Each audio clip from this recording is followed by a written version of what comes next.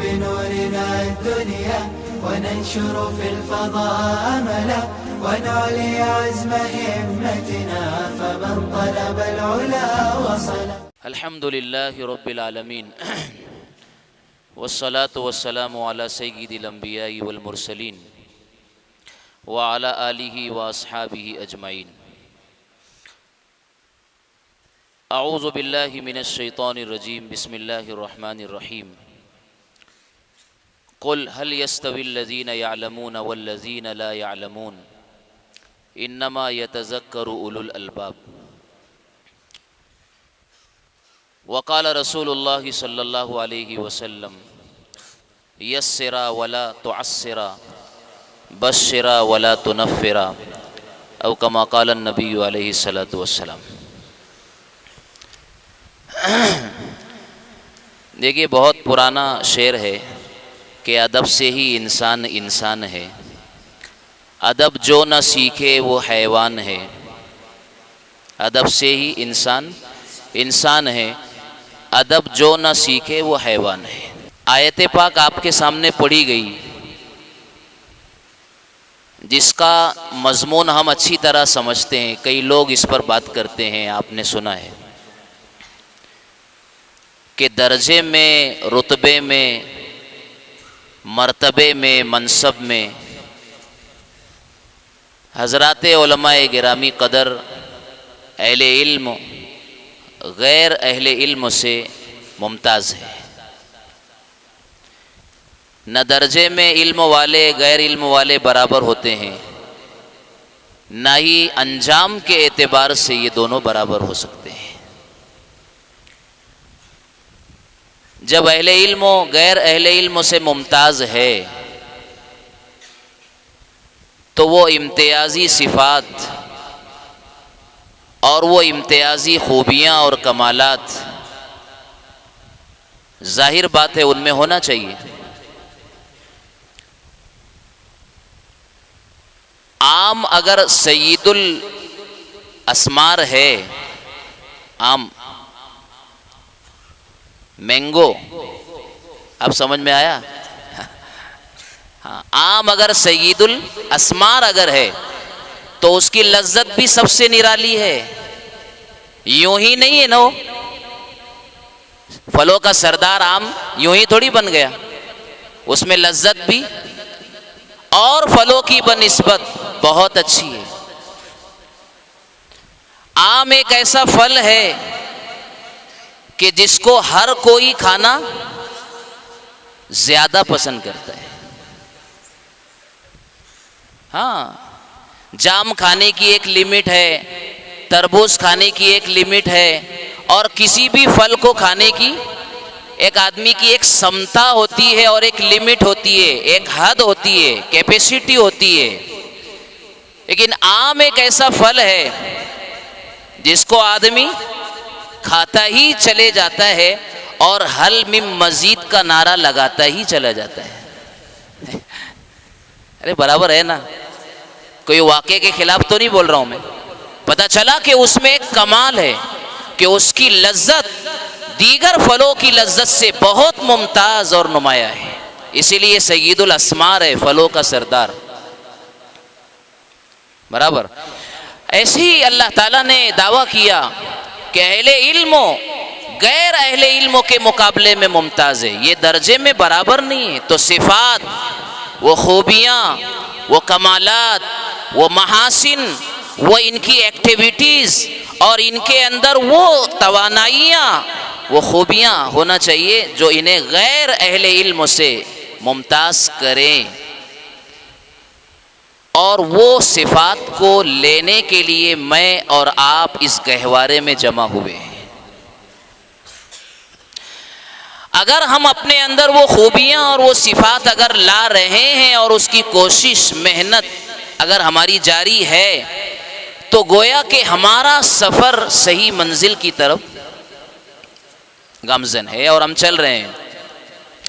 और अगर हमारे निगाहों से वो खूबियाँ नहीं है हमारे सामने, हम उनकी कोशिश नहीं कर रहे हैं जो हमें मुमताज़ बनाती है औरों से, तो फिर हमारा ये सफ़र सही रुख पर नहीं होगा, मंजिल तक नहीं पहुंचेंगे हम। मैं चाहता हूं कि आज की इस मजलिस में जो हम सालाना के करीब और उसके इख्तितामी गोया मोड़ पर और आखिरी मराहिल पर चल रहे हैं, वो बातें अपने बुजुर्गों के हवाले से, अपने बड़ों और मशाइखीन के हवाले से मैं आपके गोश गुजार करूं, जिन अकाबिरीन को हम सरमाए इफ्तिखार समझते हैं और जिनकी बातें हमारे लिए मिशअले राह होती है, और जिनकी बातों को और उनकी सीरतो ज़िंदगी को हम आँखों का सुरमा बनाए, हिर्ज़े जाँ बनाए, तो हमारे मुस्तकबिल की दुश्वारियाँ, कठिनाइयाँ आसान हो जाती है। मैं चाहता हूँ कि अपने बड़ों के हवाले से कुछ बातें आपके सामने पेश करूँ। एक मर्तबा हज़रत शेखुल इस्लाम मुहक्किके ज़माना हज़रत मौलाना अल्लामा, हम अल्लामा कहने के आदी नहीं है हमारा तबका, लेकिन जिस शख्सियत का मैं नाम ले रहा हूँ और लेने जा रहा हूँ वो बजा तौर पर 101% अल्लामा की मुस्तहिक है। मेरी मुराद है हज़रत मौलाना अल्लामा शेखुल इस्लाम मौलाना तकी उस्मानी साहब अदाम अल्लाहु ज़िल्लहु व अताल अल्लाहु बकाहु अलैना बिल आफियती वस्सलामती। एक मर्तबा उन्होंने इसी तरह तलबा के मजमे में, बड़े तलबा थे, हदीस पढ़ने वाले थे, उन्होंने अपना दर्द दिल पेश करते हुए पूछा कि भाई एक साहब मेरे पास आए थे और उन्होंने मुझसे कहा कि मौलाना आप इतना बड़ा इदारा चलाते हो, हजारों हजार तलबा, दारुल उलूम कराची की बात है ये, आपके पास आए हैं दूर दराज से, कुर्बो जवार से, आप इनकी जिंदगी बर्बाद कर रहे हो। तो ये तो सब यहां से निकलने के बाद दुनिया कमाएंगे और दुनिया हासिल करने की मेहनत में लगेंगे, तो ये 8 साल, ये 10 साल आपकी जिंदगी, इनकी जिंदगी के आप लेते हो, तो इसका क्या फायदा? ये मदरसे तो बंद कर देना चाहिए। मुफ्ती साहब ने अपने बच्चों से कहा कि ये खबर है बाहर से जो मुझ तक आई है, बताओ तुम्हारा क्या इरादा है, तुम्हारी क्या नीयतें हैं, कि क्या बाहर जैसे लोग दुनिया कमा रहे हैं और उसकी तगोदो में लगे हुए हैं, क्या तुम्हारा मतमहे नजर, तुम्हारा हदफ, तुम्हारा टारगेट और तुम्हारी मंजिल क्या सिर्फ इतनी है कि तुम यहां से निकलने के बाद दुनिया के मशागिल को इख्तियार करके हुसूले दुनिया व माश के लिए उसी तरह सरगर्दा भटकोगे और फिरोगे जिस तरह से दुनियादार लोग फिरते हैं? क्या यही मंशा है और मकसद है तुम्हारा? सारे तलबा ने बैक ज़बां कहा कि हरगिज नहीं, हम इसके लिए नहीं आए यहाँ पर,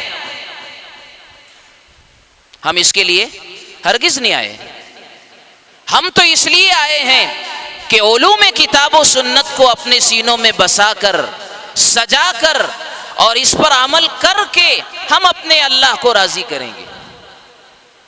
ये हमारा मकसूद है, हमारी नीयतें। तो भी मुफ्ती साहब ने कहा कि भाई मजमे में तुम ये बात कह रहे हो, है ना, लेकिन तुम ये बात लिख करके दो, हर तालिबे इल्म तहरीर करे इस बात को कि वाकई जो कह रहा है उसके पीछे उसका मंजर मकसद यही है, वो लिख करके दे। चुनांचे तमाम तलबा ने ये बात लिख करके दी कि हमारा मकसद हुसूल बाश और हुसूल दुनिया नहीं है, वो तो आएगी, वो तो आएगी। आलिम भला भूखा कहाँ रह सकता है? मैं इससे पहले भी इसी जगह से ये बात कह चुका हूं, खा पी कर मरने के हमारे वाकयात है, भूखा रहकर मरने के वाकयात हमारे नहीं है। हाँ याद रखना, इमाम मुस्लिम का वाकया पढ़ लेना। तो सब ने लिख करके दिया।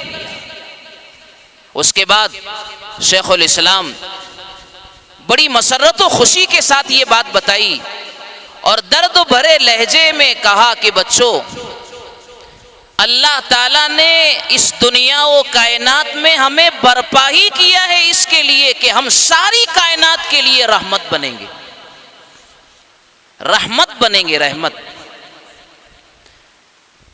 अब आप बोलेंगे हम कैसे रहमत बनेंगे? तो रहमत की डेफिनेशन और रहमत का मफहूम हर तबके के एतबार से जुदा गाना होता है, अलग होता है। बाप अपने बच्चों के लिए रहमत है कि आगों से शफकत में औलाद परवरिश पाती है और परवान चढ़ती है। माँ मोहब्बतों की देवी और ममता की जो है वो ममता देती है अपनी औलाद को, जो माँ औलाद के लिए ज़रूरी होती है। ये उनकी रहमत है अपने औलाद के लिए। एक उस्ताद की रहमत अपने शागिर्दों के लिए, उसकी डिफिनेशन, उसका मफहूम अलग है। वो ये है कि उस्ताद अपने पास पढ़ने वाले तलबा को और बच्चों को नरम से भी, कभी गरम से भी, कभी सर पे हाथ फेर कर भी और कभी कान फट्टिया सेक कर भी बराबर दोनों तरीके से उसकी नोको पलक को संवारता है। उसके जिंदगी में उगने वाले खारों को फूलों में तब्दील करता है। उसकी जिंदगी और किरदार से आने वाली बदबू को खुशबू में तब्दील करके उसको मुअत्तर बनाता है। कदम कदम पर उसकी रहबरी और रहनुमाई करता है। ये रहमत है एक उस्ताद की शागिर्दों पर। रहमत का मतलब अलग अलग है, आज समझ में आएगा आपको। ऐसे मेरे भाइयों, हम अहले इल्म जब यहां से निकलेंगे, अब जरूरी नहीं है कि फारिग होकर निकलेंगे, खिर्रीज बन के निकलेंगे, एक मखसूस निसाब को पूरा करके निकलेंगे। अभी 100 महीने के बाद तो निकलने वाले हैं ना अपन यहाँ से, और अरे निकलेंगे ना यहाँ से। चिल्ला बाकी है अपना यहाँ पर। कल हाफिज साहब कह रहे थे कि भी चिल्ला बचा है, बोले बस। तो इसके बाद अभी जाएंगे 2 महीने की तवील छुट्टियां आपके सामने। आपकी रहमत अल्लाह की मखलूक के लिए क्या होगी? हाँ, आपकी रहमत अपने भाइयों के लिए, अपनी बस्ती वालों के लिए और अपने पूरे रियासत के लिए, पूरे मुल्क वालों के लिए, जहां आपका दायरे अमल है वहां आपकी रहमत क्या होगी कि आने वाली छुट्टियों में आप अल्लाह के दीन की मेहनत का मिजाज बनाकर यहां से निकलो। ये रहमत है आपकी। मैं अपनी खूबियों से, जो साल भर मेरे असातिज़ा ने मुझे दी है, कमालात दिए हैं, राहे अमल दी है, रोशनी दी है, मैं इस रोशनी से जो जामिया से लेकर के मैं निकला हूं, मैं अल्लाह की बिछड़ी हुई मखलूक को किस किस जाविये से, किस किस पहलू से और किस किस अंदाज और तुरुक से मैं अल्लाह के बंदों को फायदा पहुंचा सकता हूं। आप आने वाली छुट्टियों में इसका प्रोग्राम बनाएंगे। ये आपकी रहमत होंगी अल्लाह के बंदों के लिए, रहमत बनकर जाएंगे आप लोगों के लिए। यही है रहमत आपकी। कुंतुम खैरा उम्मतिन उखरिजत लिन्नास लिनफ़इन्नास, तुम्हें बर्पा किया ही गया, तुम्हें बसाया ही गया, तुम्हें कायनात में आबाद इसीलिए किया गया कि तुम नफ़े नास का काम करोगे, लोगों की रहमत का और लोगों के लिए अच्छाइयों का काम करोगे, इसीलिए तो तुमको निकाला गया है। तो सबसे पहला पैगाम आने वाली छुट्टियों के लिए आपके दामन में जामिया की तरफ से आपको ये डाला जा रहा है कि आप छुट्टियों में अपना दावती मिजाज लेकर जाएंगे। क्या लेकर जाएंगे? दावती मिजाज लेकर के जाएंगे। ये सबसे पहला पैगाम। जा करके खामोश मत बैठ जाना। ऐसा ना हो कि हम ही सो गए दास्तां कहते कहते। नहीं, सोने का वक्त नहीं है। मेरे भाइयों, हम पहले जितना सोते थे उससे ज्यादा जागने का वक्त है, कम सोने का वक्त है। अब बस इतना सोएंगे इस वक्त तो अहले इल्म कि हमारी तबीयत दुरुस्त रहे, तबीयत नासाज ना होने पाए। इतना बॉडी को बस आराम दे दीजिए, जिस्म के लिए आराम तय कर लीजिए, बाकी सारा वक्त तो उम्मत की फलाह व बहबूद के लिए आप लगाएंगे। वक्त तो आ गया है कि अहले इल्म आप अपने आराम को कुर्बान करें। हालात है ऐसे। कैसे हालात है बताऊं मैं आपको? हाँ, इमाम साहब ने मस्जिद में ऐलान किया जुमा की नमाज के बाद कि भाई 5,000 रुपये मेरे को नमाज से पहले फला जगह मिले हैं, जिस किसी भाई के हो वो ले करके जाए मुझसे, और नशा नहीं बताए। 4-5 लोग खड़े हो गए, हर एक कह रहा है कि ये 5,000 रुपये मेरे हैं। जाहिर सी बात है किसी एक के होंगे। 4 से 5 लोग खड़े हो गए और वो कह रहे हैं कि ये 5,000 रुपये मेरे हैं। इमाम साहब ने कहा कि बैठो पांचों भी, मेरी बीवी ने सौदा सलब लाने के लिए दिए है कि जुमा के बाद सामान लेकर आना घर पे। नहीं समझे बात? और पांचों क्या कह रहे हैं? उम्मत यहां पहुंची हुई है। समझे मेरे कहने का मकसद? उम्मत यहां पहुंची है, अल्लाह के घर में झूठ, धोखा, खयानत, माले हराम को खा जाने के लिए मुसाबकत। अल्लाह के घर में उम्मत यहां पहुंची है। ये लेवल है दीनी सतह का, ये दीनी सतह है उम्मत की, और ये दीनी गिराफ है उम्मत का मेरे भाइयों। इसलिए हमारे सोने का वक्त तो खत्म हो गया। तो पहली बात यह कि आप दावती मिजाज लेकर के जाए। हाँ, और अभी यहां रहते हैं आप, तो बात तो शुरू हुई अदब से हमारी। ठीक है, कैसा अदब? कैसा अदब? अदब ऐसी बड़ी चीज है भाइयों कि इंसान को किसी खाई से उठा करके सुरैया और बुलंदियों तक पहुंचा देती है। ऐसी चीज है अदब। अदब क्या है? जिसके साथ रहते, जिससे लेते, जिससे इस्तिफादा करते, जो आपके लिए कुर्बानियां देता, जिस्म थकाता, दिमाग खपाता, और आपके लिए वो तन्हाइयों में आपको याद करके रोता भी है। उस्ताद अपने बच्चों के लिए रोते भी है, ये ना समझना आप। मैं अभी नंदुरबार से आ रहा था, मैं सफर में दुआ कर रहा था मगरिब का टाइम जब हुआ तो। हाँ, मैं अल्लाह के घर में बोल रहा हूं, आप झूठ बोल रहा हूं।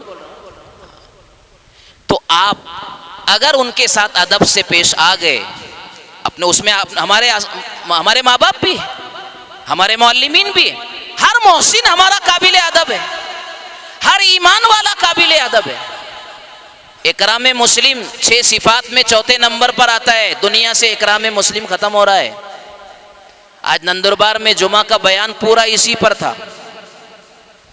पड़ोस के मुल्कों के हालात के पस मंजर में मैंने बात किया वहां पर। आज समझ गए ना?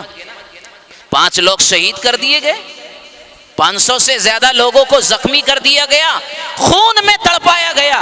करबला के मैदान के मनाजिर सामने आ गए, और करबला में तड़पाने वाले हसन और हुसैन की और उनके खानवादों को, वो गद्दाराने रसूल थे वो तो। लेकिन आज पड़ोसी मुल्कों में जिन लोगों ने अपने ही भाइयों को तड़पाया और खून में लथपथ किया, वो कोई और नहीं, अपने ही है।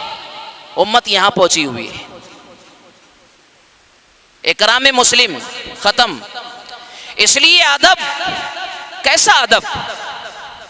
मुल्क के बहुत ही माया नाज आलिम रब्बानी, शेख तरीक़त, शेखुल मशाइख, इस वक्त जो है हर पहलू से मुल्क के बासियों की, बासिंदों की निगाहें जिनकी तरफ मरकूज है। मेरी मुराद हजरत मौलाना खलीलुर रहमान साहब सज्जाद नोमानी दामत बरकातुहुमुल आलिया है। मैंने आपको पहले ही कहा बुजुर्गों के हवाले से कुछ बातें बोलूंगा मैं। उन्होंने बताया कि मेरे वालिद गिरामी कदर कौन है? हज़रत मौलाना मंजूर साहब नौमानी नव्वर अल्लाहु मरकदहू, वो बच्चों की तरबियत पर बड़ा ध्यान देते थे, बड़ी तवज्जो देते थे। उसमें कोई कंप्रोमाइज उनके यहाँ नहीं था तरबियत के सिलसिले में। और वो ज्यादा बोलते नहीं थे, नताइज पर निगाह रखते थे, जरूरी हिदायत दे देते थे, ज्यादा गुफ्तगू का उनका मिजाज नहीं था।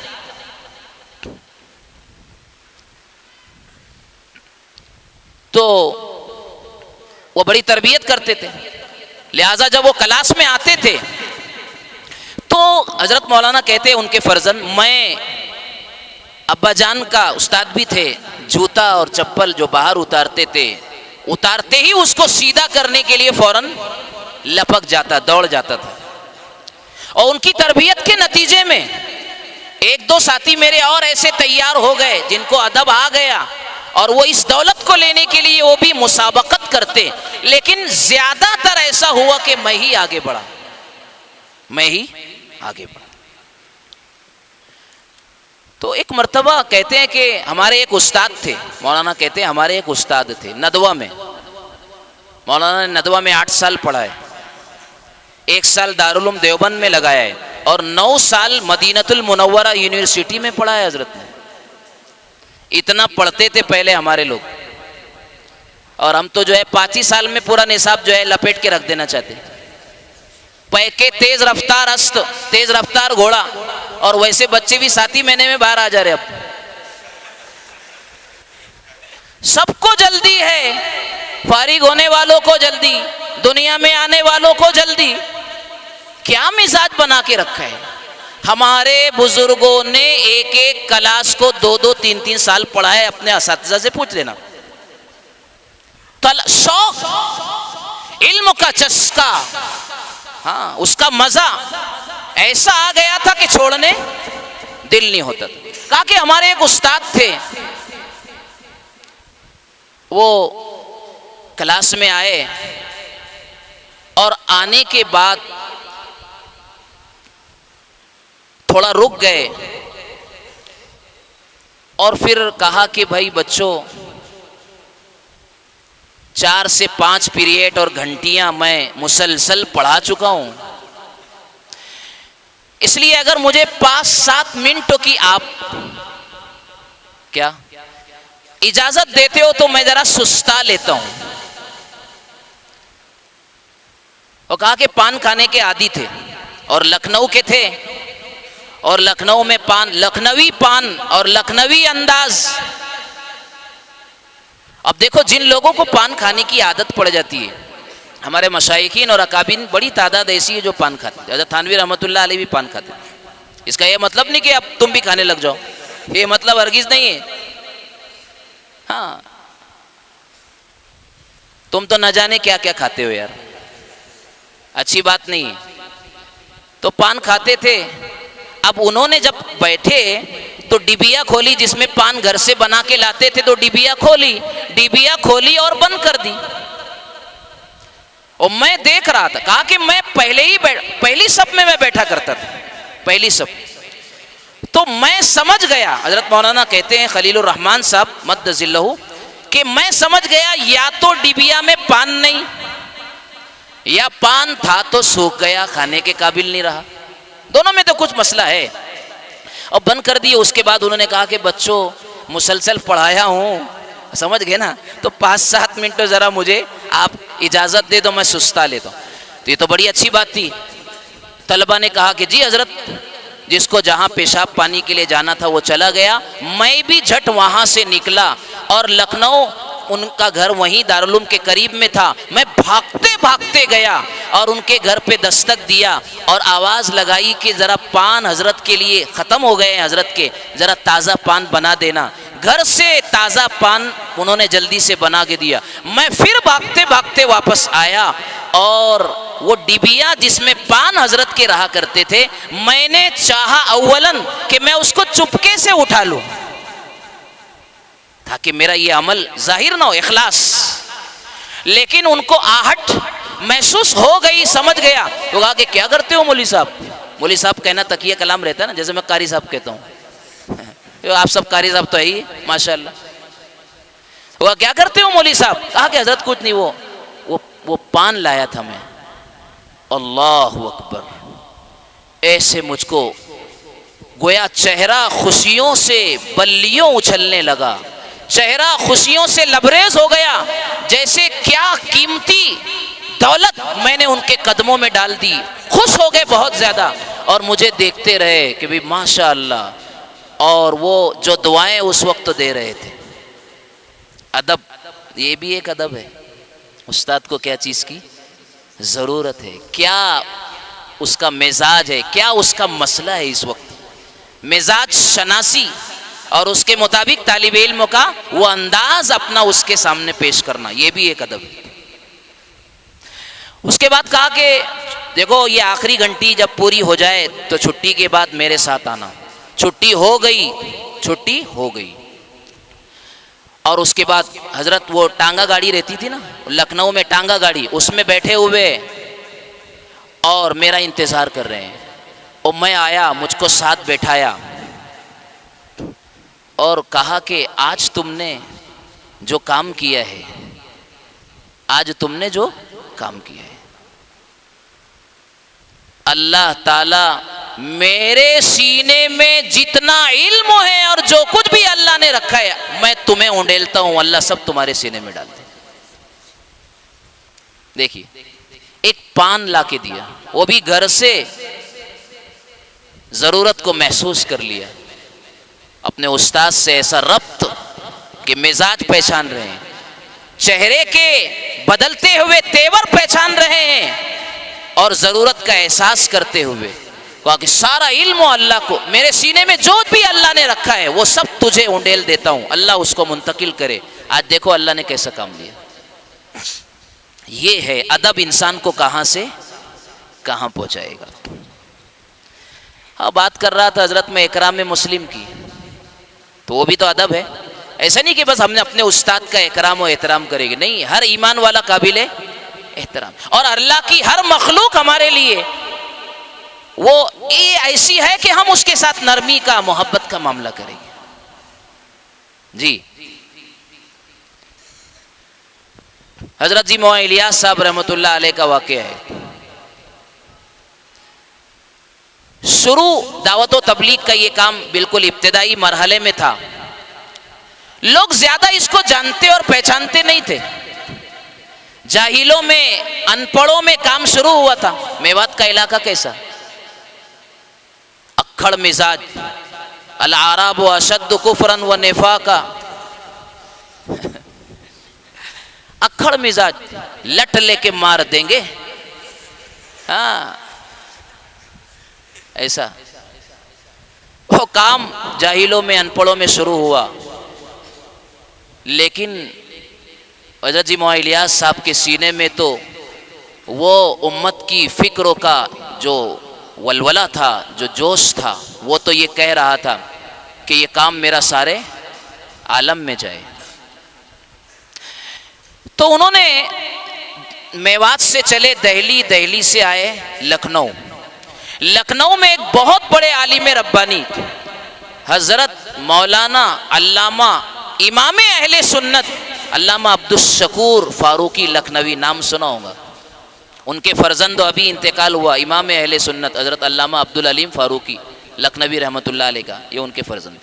उनके वालिद गिरामी इमाम अहले सुन्नत अल्लामा अब्दुल शकूर फारूकी लखनवी रहमतुल्लाह अलैह, ये बड़े आलिम रब्बानी थे और इंटरनेशनल लेवल के आलिम थे और बड़ी खिदमात मुल्कों पर उनकी है। और मुल्कों पर एहसान है उनका कि शिया, रद्द शियत उनका खास मैदान था। रद्द शियत, जैसे अभी मुफ्ती साहब यहाँ आए थे ना, रद्द इल्हाद, रद्द कुफ्र, हाँ इस पर काम कर रहे हैं लोग, मैदान के मुतखस्सिस हो जाते हैं, बड़ी अच्छी बात है।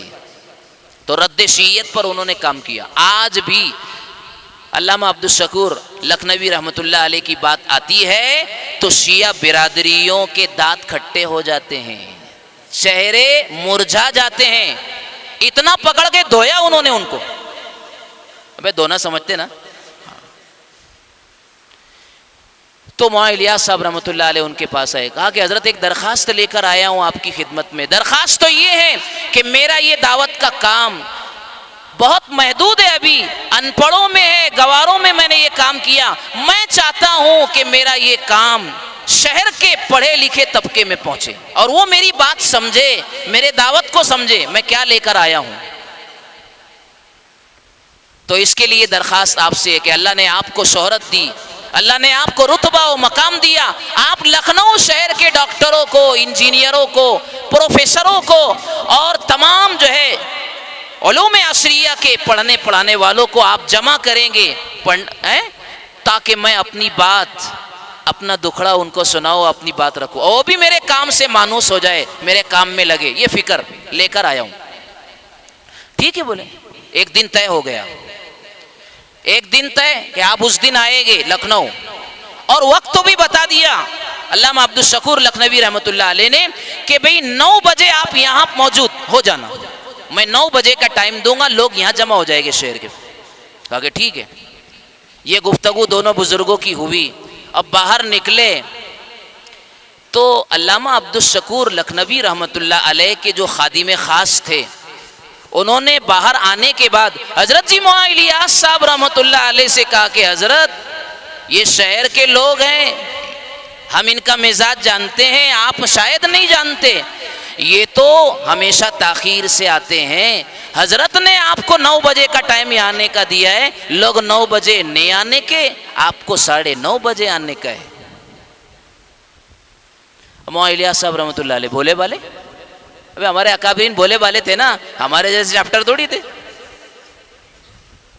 बोले वाले। ठीक है 9:30 बजे पहुंचूंगा, मान गए बात। वो दिन आया, लोग जमा हो गए, इंतजार में हैं, और हजरत जी मौलाना इलियास साहब रहमतुल्लाह अलैह 9:30 बजे पहुंचे, जहां तय था प्रोग्राम। वहां जब पहुंचे तो कोई नहीं मस्जिद में, एक आदमी। बड़े परेशान हुए कि ये माजरा क्या है, माजरा क्या है, बड़े दुखी हो गए। और इधर अल्लामा अब्दुल शकूर फारूकी लखनवी रहमतुल्लाह अलैह गुस्से से आग बगोला और लाल पीले हो रहे हैं कि बुलाया था 9 बजे और अभी तक पहुंचे नहीं है। लोग आए और चले गए। अब जब मौलाना हजरत जी मौलाना इलियास साहब रहमतुल्लाह अलैह मौलाना अब्दुल शकूर साहब रहमतुल्लाह अलैह के पास पहुंचे तो वो तो गुस्से से वैसे ही भरे हुए थे, और वाकई काबिले गुस्सा बात थी। तो डांटने लगे कि मैंने तुमको 9 बजे का टाइम दिया था और तुम 9:30 बजे के बाद आ रहे हो। लोग तो आए वक्त पर और चले गए, तुम्हारा आधा घंटे तक इंतजार करते रहे, तुम नहीं आए। क्या तुम खाक काम करोगे? ये जुमला, क्या तुम खाक दीन का काम करोगे? तुमसे एक वक्त की कदर नहीं और पाबंदी नहीं हो पाती। मौलाना इलियास साहब रहमतुल्लाह अलैह कदमों में गिरकर माफी मांगने लगे। हजरत मेरी गलती, मुझसे गलती हो गई कि मैं ताखीर से पहुंचा, खुदारा मुझे माफ कर दीजिए, आइंदा मैं ऐसी गलती ना करूंगा। माफी के खास्तगार होकर रुखसती लिए चले गए। आई गई बात खत्म हो गई। चंद दिनों के बाद वो खादिम ने गलती की थी ना, ओ भाई गलती किसने की थी? चंद दिनों के बाद वो खादिम ने, जिसका ज़मीर उनको झिंझोड़ रहा था सही बात के बताने पर, कभी कभी आदमी को उसका ज़मीर मलामत करता है कि तूने गलत किया, कि तूने गलत किया, ज़मीर कहता है उसको। तो कहा कि वो खादिम ने अपने मखदूम गिरामी हजरत मौलाना अब्दुल शकूर साहब रहमतुल्लाह अलैह से कहा कि हजरत एक बात कहना चाहता हूं, लेकिन पहले माफी की दरखास्त है, कहो कि मुझे माफ कर देंगे। माफी पहले ही, क्योंकि सपाटे पढ़ने वाले हो तो हाँ, कुछ बच्चे जो है मिठाई का डब्बा लेके आ जाते, मैं तो पहले भगाता ऐसों को, हाँ, है कि नहीं? तो कहा कि हजरत माफी पहले। तो बोलो तो सही क्या कहना है? बोले हजरत पहले कहो कि माफ कर दूंगा। वो कहे चलो माफ कर दूंगा। कहा कि हजरत उस दिन जो ताखीर से हजरत जी मौलाना इलियास साहब आए थे, वो गलती उनकी नहीं थी, वो गलती मेरी थी। यहाँ से आपसे गुफ्तगू करने के बाद जब वो बाहर निकले, मैंने ही उनसे कह दिया था कि शहर के लोग जल्दी नहीं आते हैं, आप 9 बजे नहीं 9:30 बजे आना। गलती हजरत मेरी थी, इसलिए वक्त पर आए थे वो। तो अल्लाह अकबर। मौलाना अब्दुल शकूर साहब रहमतुल्लाह अलैह तो पानी पानी हो गए। कहा कि इलियास अपने ऊपर ले लिया सारी गलती, इकराम मुस्लिम। अरे समझे बात। मौलाना इलियास साहब रहमतुल्लाह अलैह ने ये नहीं कहा उस वक्त तो कि मैं वक्त पर आया हूं, तुम्हारे खादिम ने मुझको 9:30 बजे आने को कहा था। अगर ये मैं कहता तो खादिम बेइज्जत हो जाता, जलील हो जाता, बेएतमाद हो जाता, जिंदगी भर का एतमाद उनके मखदूम गिरामी से खादिम पर से उठ जाता। इसलिए एक मामूली दर्जे के खादिम की आबरू और इज्जत के लिए हजरत मौलाना ने गलती का जिम्मेदार अपने को बनाकर खुद डांट खा के माफी लेकर के चले गए। ये है हमारे बड़ों का हाल। इकराम मौलाना, समझ रहे इकराम मुस्लिम की मिसाल। इससे आगे सुनो, अब वाक़या पूरा नहीं हुआ अभी। जब ये बात सामने आई कि मौलाना इलियास साहब रहमतुल्लाह अलैह की तो गलती नहीं थी, उसी वक्त तो जब खादिम ने असल बात और हकीकत बताई तो उसी वक्त तो कहा कि गाड़ी तैयार करो। गाड़ी कौन सी? हाँ वही गाड़ी तैयार करो।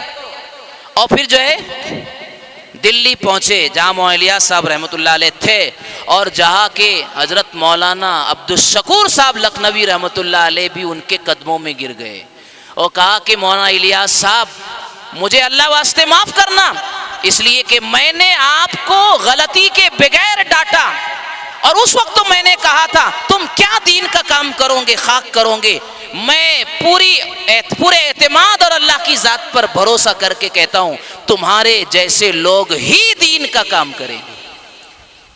लिया कि नहीं अल्लाह ताला ने दीन का काम? तुम्हारे ही जैसे लोग दीन का काम करेंगे, जिसके दिल में एक ईमान वाले की ऐसी कदर कि वो जलील ना होने पाए, वो रुसवा ना होने पाए, जो दूसरे के जराइम को अपने कांधों पे झेल करके खुद रुसवा होकर चले जाए लेकिन दूसरों की रुसवाई को गवारा न करे। तुम जैसे लोग ही दुनिया में काम करेंगे।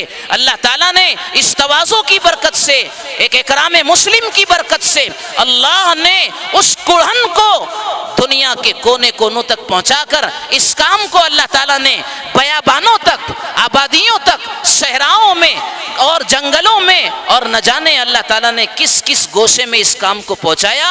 दुनिया की कोई तहरीक, कोई ये आलमगीरियत मयसर ना आई जो एक मर्द कलंदर की तहरीक को अल्लाह ताला ने इस मुल्क में और पूरी दुनिया में अता फरमाई। ये काम करने वाले होते हैं तो हर किसी का हम रिस्पेक्ट करेंगे, इकराम करेंगे। हाँ अदब ये है बराबर। तो मैंने पहली बात क्या कही, दावती मिजाज लेकर जाना। नंबर 2 अदब अपनी जिंदगियों में पैदा करना अपने मोहसिनीन का। और नंबर 3 इकराम मुस्लिम। क्या लेकर जाएंगे? इकराम मुस्लिम। दुनिया मेरे भाइयों हमारा इंतजार कर रही है, दुनिया हमारा इंतजार कर रही है। उम्मत की हालत बहुत दीगरगू है, डावाडोल है। इस उम्मत को मुख्तलिफ महाजों पर चैलेंजेस है। फसाद, बिगाड़, कुफ्र, इल्हाद, तशकीक, शुकूक व शुबहात और न जाने कैसे कैसे नित नए पैराहन पहनकर बातिल मुख्तलिफ शक्लों में इस उम्मत को पछाड़ना चाहता है, गिराना चाहता है, बल्कि दायरे हक से इसे निकाल कर वो कुफ्र और मुल्हिद बना देना चाहता है। ऐसे फितने हैं मेरे भाइयों। इसलिए अपने असातिज़ा की निगरानी में आप मुताला करने के आदी बनो, असातिज़ा की निगरानी में मुताले के आदी बनो। जामिया एक मिशन है, जामिया एक काज है, जामिया एक दावती तहरीक है। हाँ सिर्फ यहां ऐसे अफराद नहीं तैयार करने हैं कि जो रोटी का और रोटी रोजी का इंतजाम करके यहां से चले जाए, नहीं, उसके लिए हम नहीं आए। वो तो अल्लाह ने हमारा इंतजाम कर दिया है। इसलिए फिक्रमंद हर तालिब इल्म बने। फिक्रमंद किसके लिए? फिक्र उम्मत के लिए, उम्मत के बिगाड़ की फिक्र हो और दर्द हो। अब आखिरी बात कह रहा हूं, सुनने तैयार है आप लोग? जिस तरह से अभी तक आपने ये बातें सुनी और सुन लो 5-10 मिनट, बहुत काम की बात है। वो चौथी बात मेरी ये है कि हमारी जिंदगियों में रोशनी जहां अदब से आएगी, सिफात अदब से आएगी और हम गैर अहले इल्म से मुमताज बनेंगे। आयत पढ़ा था मैंने, उसी पर आ गया हूं, हल यस्तवी लजीना यालमून वल्लजीना ला यालमून। तो गैर अहले इल्म से हमें मुमताज बनाने वाली जो चीज है मेरे भाइयों, मेरे बच्चों, वो है कि इत्तिबाए सुन्नत हमारी जिंदगी में आ जाए, सुन्नतों के आशिक बने हम, सुन्नतों के।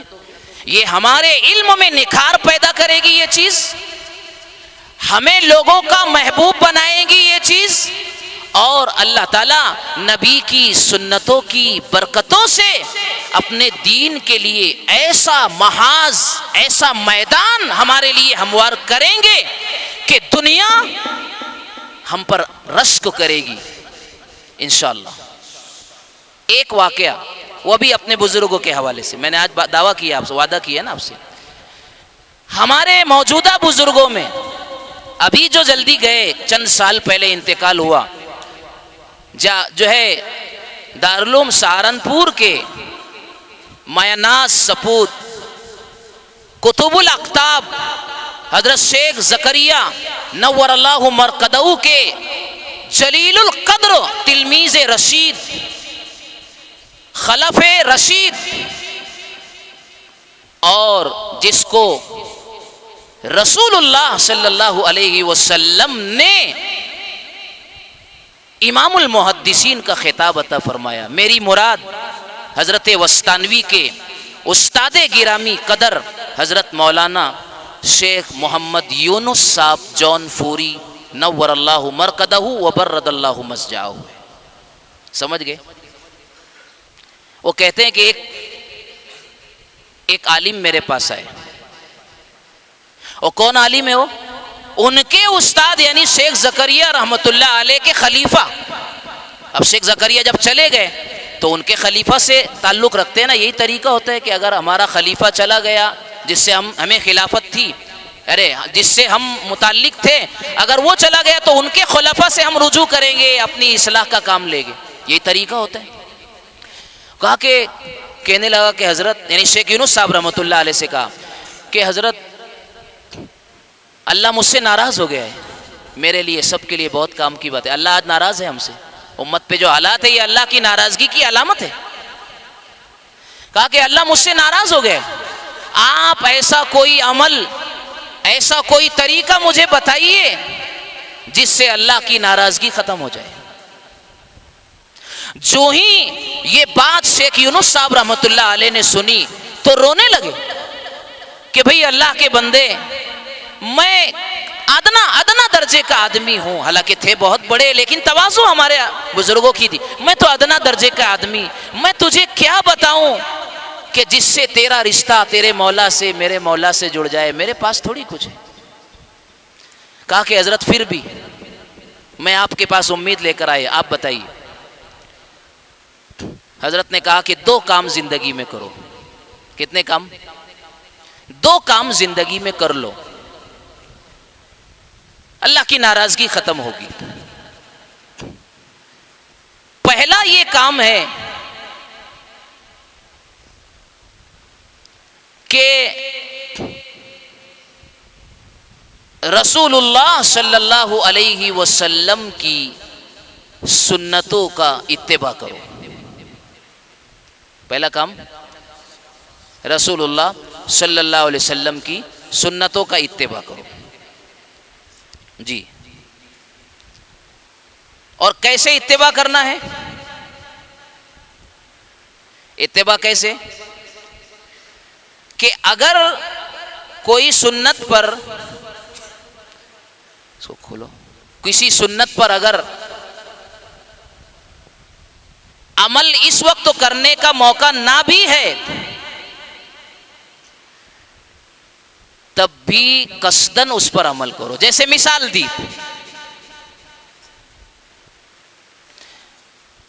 कि जैसे पानी का गिलास ले लो, पानी की जरूरत नहीं है पानी पीने की, लेकिन पानी लो और उसे रसूलुल्लाह सल्लल्लाहु अलैहि वसल्लम की सुन्नत की नियत से 3 सांस में बैठ कर के पियो। हाँ बस उसकी जरूरत नहीं रही, बंद कर दो, याद आ गया, जज़ाकल्लाह। पहला काम तो ये हुआ। और दूसरा काम क्या करना है कि दरूद शरीफ कसरत से पढ़ो, दरूद शरीफ कसरत से पढ़ो, इत्तिबाए सुन्नत और दरूद शरीफ कसरत से पढ़ो, अल्लाह की नाराजगी खत्म होगी। और दलील क्या दी? बहुत शानदार दलील दी हजरत ने, कहा कि दलील ये है, अल्लाह ताला कुरान में कहते हैं कुल इन कुंतुम तुहिब्बूनल्लाह फत्तबिऊनी युहब्बिबकुमुल्लाह। अगर तुम अल्लाह से मोहब्बत करना चाहते हो, अल्लाह के चहीते बनना चाहते हो, यानी अल्लाह जिससे राजी हो जाए वो चहीता है, तो फिर तुम मेरी इत्तिबा करो। तो इत्तिबाए सुन्नत का एहतमाम और कसरत से दरूद शरीफ पढ़ो। वो साहब ये नुस्खा लेकर के गए, तकरीबन 1 महीने के बाद बड़े हसास बशात और खुशी खुशी आए और कहने लगे कि हजरत अल्लाह मुझसे राजी हो गए, अल्लाह मुझसे राजी हो गए, और हाथ चूमा और दुआएं देने लगे। कहा कि अल्लाह मुझसे राजी हो गए, आपको अल्लाह ताला जज़ाए खैर अता फरमाए। हज़रत शेख नव्वरल्लाहु मरकदहू ने उनसे पूछा कि भाई ये बताओ कि अल्लाह नाराज कैसे थे पहले और अब राजी कैसे हो गए, क्या अलामत है इसकी, मुझे भी तो पता चले। कहा कि हज़रत जब अल्लाह नाराज थे तो न नमाज में दिल लगता था, न तिलावत में दिल लगता था, न पढ़ने में दिल लगता था, दिल उजाड़ सा उजाड़ जैसा रहता था, किसी अच्छे काम में दिल नहीं लगता था, बस उसे छोड़ देने का दिल चाहता था। ये अल्लाह की नाराजगी थी। और अब अल्लाह राजी हो गए कि अब दुआओं में दिल लगता है, नमाजों में भी दिल लगता है, और हर अच्छे अमल के अंदर दिल लगता है। और सबसे बड़ा तोहफा और सादत ये मिली कि हजरत नबी करीम सल्लल्लाहु अलैहि वसल्लम मेरे ख्वाब में आकर कहते हैं कि अल्लाह तुझसे राजी हो गया है। ये सब मेरे भाइयों मेरे और आपके करने के काम है, करेंगे सब इंशाअल्लाह। हाँ, इन चीज़ों का एहतमाम कीजिए, अल्लाह हमारी ज़िंदगियों में नूरानियत देगा, बरकत देगा, और अल्लाह ताला दीन का हमसे बहुत काम लेगा। अल्लाह ताला इन बुज़ुर्गों के हवाले से जो बात कही सुनी गई है, अल्लाह ताला हमारे दिलों की दुनिया में उतार कर हमारी ज़िंदगियों को कामयाबी की राह पर चलाए। अल्लाह ताला जामिया को भी और उसके मुआविनीन मोहसिनीन को और उनके ज़िम्मेदारों को आफ़ियत अता फ़रमाए। व आखिरु दावाना अनिल हम्दुलिल्लाह।